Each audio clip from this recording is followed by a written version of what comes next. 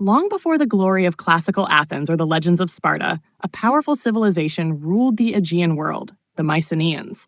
Emerging around 1600 BCE and dominating Greece until roughly 1100 BCE, they were the first true Greeks, the bridge between myth and history, whose warriors inspired the tales of Homer's Iliad and Odyssey. The Mycenaeans gave birth to many of the cultural foundations that would later define Western civilization: language, art, architecture, and a heroic spirit that still echoes through time.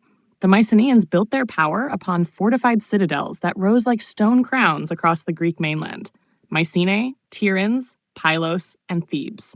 Their cities were architectural marvels, surrounded by massive, cyclopean walls so huge that later generations believed only giants could have built them. At the heart of each citadel stood the Megaron, a grand hall featuring a central hearth and throne, the political and ceremonial center of Mycenaean life. These structures were not just fortresses, they were symbols of divine kingship and earthly might. The Mycenaean world revolved around powerful rulers known as wanaks, kings who commanded armies, collected tribute, and maintained complex bureaucracies. The discovery of clay tablets inscribed with Linear B, the earliest form of written Greek, revealed a structured administrative system managing goods, workers, and trade networks that stretched across the Mediterranean. From Crete to Cyprus and Egypt to Anatolia, Mycenaean merchants traded olive oil, wine, pottery, and bronze weapons. They were not isolated warriors. They were part of an interconnected Bronze Age economy that thrived on both diplomacy and conquest.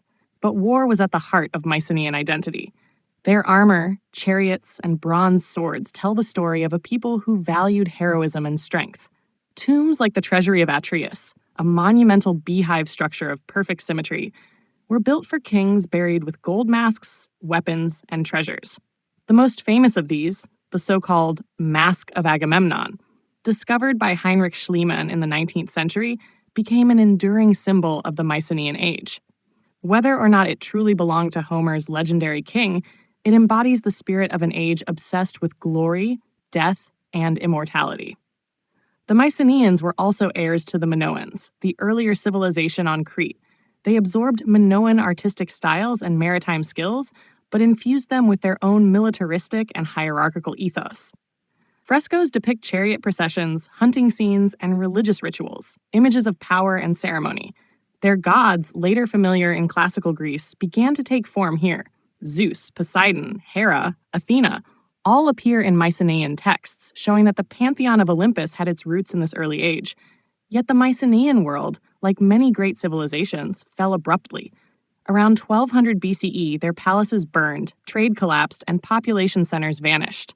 Scholars still debate the cause: invasions by the mysterious sea peoples, internal revolts, earthquakes, or economic breakdowns. Whatever the reason, the collapse ushered in centuries of darkness, literally known as the Greek Dark Age, before the flame of civilization reignited in the Archaic and Classical periods. Still, the Mycenaeans never truly disappeared. Their language evolved into Greek, their myths became the foundation of epic poetry, and their architecture inspired later generations. When Homer sang of heroes like Achilles, Odysseus, and Agamemnon, he was singing of Mycenaeans, a people whose world straddled history and legend. Modern archaeology continues to uncover their secrets, revealing advanced engineering, trade complexity, and artistic sophistication that defy the image of mere warriors.